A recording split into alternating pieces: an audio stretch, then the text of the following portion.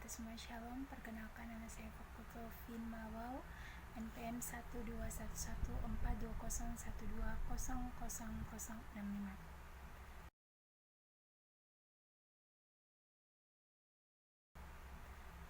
Di saat ini saya akan menjelaskan mengenai glikolisis, dekarboksilasi oksidatif, siklus Krebs, dan yang terakhir yaitu transport elektron, serta menghitung berapa ATP yang dihasilkan.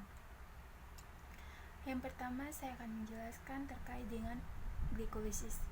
Glikolisis merupakan tahap pertama respirasi aerob yang terjadi di dalam sitoplasma atau sitosol. Pada tahap ini molekul glukosa akan diuraikan menjadi senyawa yang lebih sederhana. Pada sel yang memiliki mitokondria dalam keadaan aerob atau ketersediaan oksigen. Ketika kita akan makan, makanan yang mengandung karbohidrat akan dipecah menjadi glukosa. Kemudian glukosa dan dua hal lainnya akan masuk ke dalam sel. Dan kemudian glukosa diubah menjadi tempat glukosa 6-fosfat. Pada reaksi ini terjadi penggunaan ATP. ATP yang digunakan akan berubah menjadi ADP. Kemudian glukosa 6-fosfat akan diubah menjadi fruktosa 6-fosfat. Kemudian diubah menjadi fruktosa 1,6 biofosfat. Pada reaksi ini terjadi penggunaan ATP. ATP yang digunakan akan berubah menjadi ADP. Pada reaksi awal ini sudah terjadi penggunaan 2 ATP. Kemudian dari fruktosa 1,6 biofosfat akan menghasilkan dua senyawa, yaitu gliseraldehida 3-fosfat dan dehidroksin aseton fosfat. Kedua senyawa ini akan menghasilkan senyawa yang sama, yaitu 1, biofosfoglycerat. Dalam reaksi ini terjadi 4 NADH. NADH dibentuk dari NAD yang akan berikatan dengan hidrogen, sehingga membentuk NADH. Kemudian 1,3 biofosfoglycerat akan diubah menjadi 3 fosfoglycerat. Kemudian diubah menjadi 2 fosfoglycerat. Pada reaksi ini terjadi pembentukan ATP, yaitu dari ADP kemudian akan berikatan dengan fosfat yang akan membentuk ATP. Kemudian 2 fosfoglycerat akan diubah menjadi fosfenoil pirufat, diubah menjadi pirufat asam pirufat. Pada reaksi ini terjadi pembentukan ATP dari ADP yang akan berikatan dengan fosfor membentuk ATP.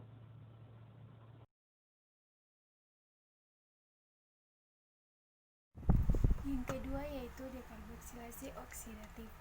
Dekarboksilasi oksidatif merupakan reaksi antara unification dari glikolisis menuju siklus Krebs, menghasilkan molekul NADH yang digunakan untuk memproduksi ATP. Reduksi NAD+ menjadi NADH adalah dihasilkannya asetil-CoA serta mengeluarkan CO2 atau karbon dioksida. Penjelasan terkait tahapan dekarboksilasi oksidatif. Dua molekul asam pirufat diubah menjadi dua molekul asetil-CoA yang memiliki dua atom karbon.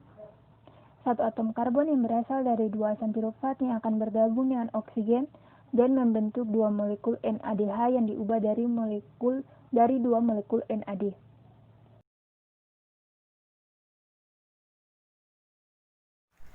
Yang ketiga yaitu siklus Krebs.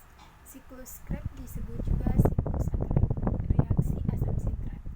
Berlangsung di matriks mitokondria, satu molekul glukosa masuk ke dalam glikolisis akan menghasilkan dua pirufat.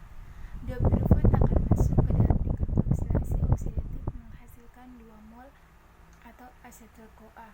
Dua molekul asetil-CoA masuk ke dalam siklus Krebs.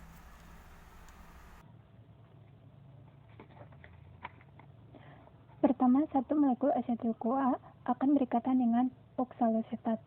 Kenaikan tersebut akan membentuk asam sitrat, dan asam sitrat diubah menjadi disitrat, kemudian diubah menjadi isositrat, isositrat diubah menjadi oksaloksisinat.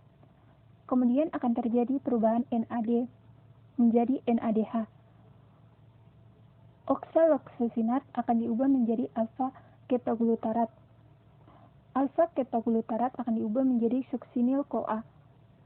Dan dalam reaksi ini juga terjadi pembentukan NADH dari NAD yang akan berikatan dengan hidrogen sehingga membentuk NADH.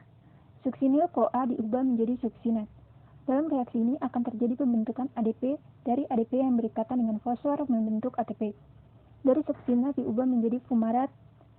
Dalam reaksi ini akan terjadi pembentukan FADH dari FAD yang berikatan dengan atom hidrogen membentuk FADH.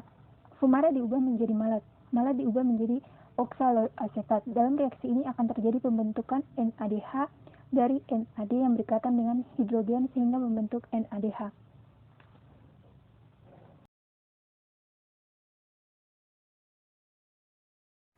Yang keempat yaitu transport elektron. Transport elektron adalah proses terakhir dari respirasi aerob. Transport elektron terjadi di membran dalam mitokondria. Di membran ini terdapat bagian-bagian penting yang berperan sebagai penerima elektron, di mana akan dihasilkan ATP dari NADH dan FADH2 hasil dari glikolisis, dekarboksilasi oksidatif, dan siklus Krebs. Jumlah ATP yang dihasilkan dalam keadaan aerob. Satu molekul glukosa akan masuk ke glikolisis, dan glikolisis akan menghasilkan 2 ATP, 2 NADH, dan 2 pirufat. 2 pirufat akan masuk ke jalur dekarboksilasi oksidatif. Dekarboksilasi oksidatif menghasilkan 2 NADH dan 2 asetil-CoA. 2 asetil-CoA akan masuk ke siklus Krebs atau asam sitrat. Di dalam siklus ini terjadi pembentukan 2 ATP, 6 NADH, dan 2 FADH. NADH dan FADH yang dihasilkan dalam glikolisis dekarboksilasi oksidatif dan siklus Krebs akan masuk ke transport elektron untuk diubah menjadi ATP.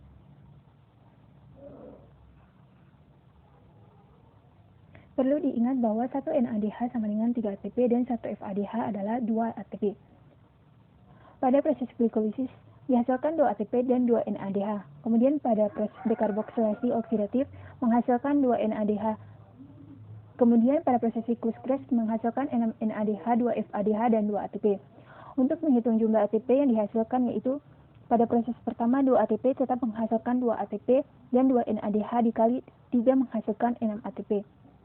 Kemudian pada proses kedua 2 NADH dikali 3 menghasilkan 6 ATP. Kemudian pada proses ketiga 2 ATP tetap menghasilkan 2 ATP, 6 NADH dikali 3 menghasilkan 18 ATP, dan 2 FADH dikali 2 menghasilkan 4 ATP.